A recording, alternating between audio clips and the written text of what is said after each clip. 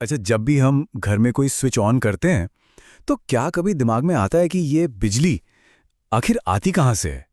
तो चलिए आज हरियाणा के पूरे पावर सिस्टम का सफर तय करते हैं। मतलब बिल्कुल सोर्स से, जहां ये बनती है, से लेकर हमारे घरों के स्विच तक।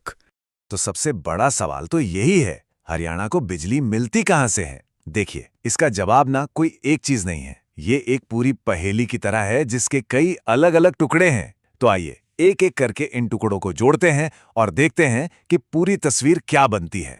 तो देखिए, बिजली हमारे घरों तक पहुंचने से पहले ना एक बहुत बड़े और कॉम्प्लेक्स सिस्टम से गुजरती है। तो सबसे पहले यह समझना जरूरी है कि भाई इस पूरे सिस्टम को चलाता कौन है और कैसे चलाता है। चलिए हरियाणा के इसी एनर्जी स्ट्रक्चर की बुनियाद को समझते हैं।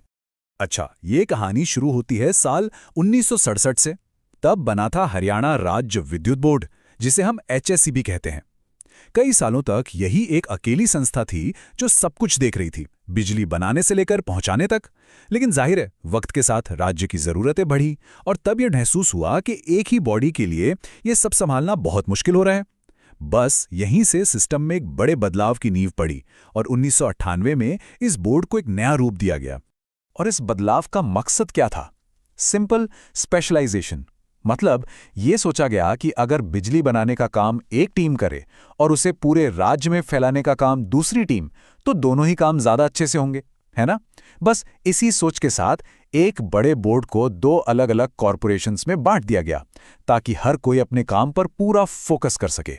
तो इस बंटवारे से सामने आई दो बड़ी कंपनियां। पहली HPGCL यानी Haryana power generation corporation limited. जैसा नाम से ही साफ है, इसका सिर्फ और सिर्फ एक काम है, बिजली पैदा करना। और दूसरी HVNL यानी हरियाणा विद्युत प्रसारण निगम लिमिटेड।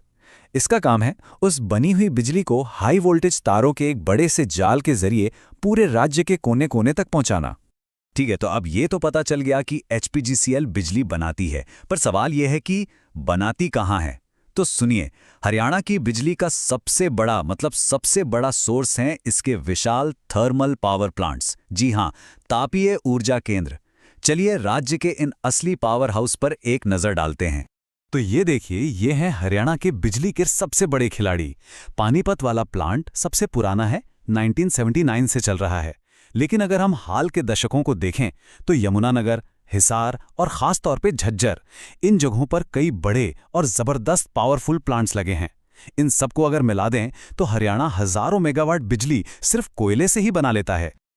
और ये जो तस्वीर है, ये हिसार के Rajiv Gandhi thermal power project की है। सोचिए, ये अकेला प्लांट 1200 मेगावाट बिजली पैदा कर सकता है। ये हरियाणा के सबसे नए और मॉडर्न प्लांट्स में से एक है, जो 2010 में शुरू हुआ था।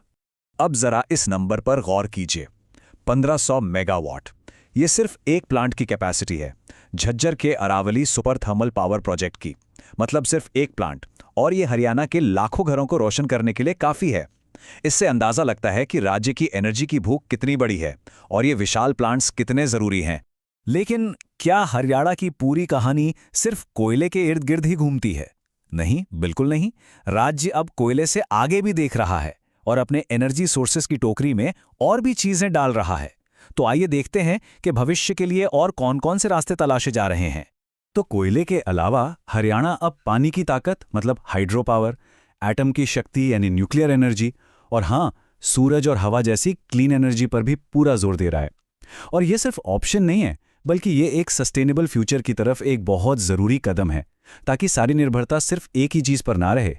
जैसे एक उदाहरण लेते हैं, यमुनानगर में पश्चिमी यमुना नहर पर एक हाइड्रो पावर प्लांट है, जो पता है कब से चल रहा है? 1986 से। ये इस बात का सबूत है कि हरियाणा ने क्लीन एनर्जी की अहमियत को बहुत पहले ही समझ लिया था, भले ही तब इसका स्केल आज के मुकाबले छोटा था। और अब देखिए भविष्य की एक बहुत बड़ी झलक। ये है फतेहाबाद के गोरखपुर में बन रहा हरियाणा का पहला न्यूक्लियर पावर प्लांट। जब ये पूरी तरह से काम करना शुरू करेगा तो सोचिए, ये अकेला प्लांट 2800 मेगावाट बिजली बनाएगा। ये तो हरियाणा के पूरे एनर्जी सीन को ही बदल कर रख देगा, एक तरह से गेम चेंजर होगा।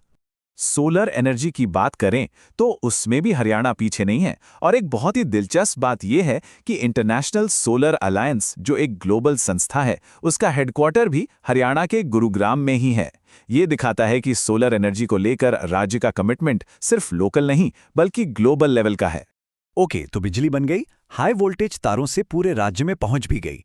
लेकिन असली सवाल तो अब आता है, ये हमारे घरों के स्विच तक कैसे पहुंचती है? यहीं पर एंट्री होती है इस सफर के आखिरी और शायद सबसे जरूरी हिस्से की, डिस्ट्रीब्यूशन नेटवर्क।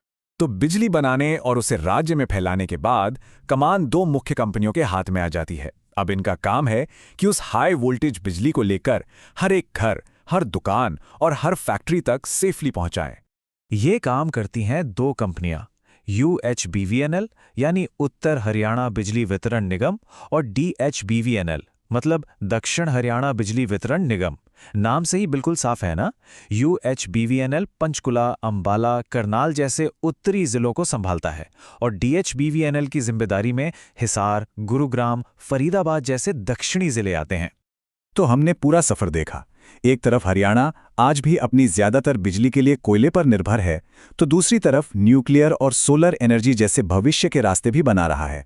तो यहाँ एक बड़ा सवाल खड़ा होता है कि हरियाणा अपनी लगातार बढ़ती एनर्जी की ज़रूरतों और पर्यावरण की चुनौतियों के बीच एक सही बैलेंस कैसे बनाएगा? भविष्य का पावर ग्रिड आखिर कैसा दिखेगा? ये एक ऐसा सवाल है जिसका जवाब हमें आने वाले सालों में ही मिलेगा।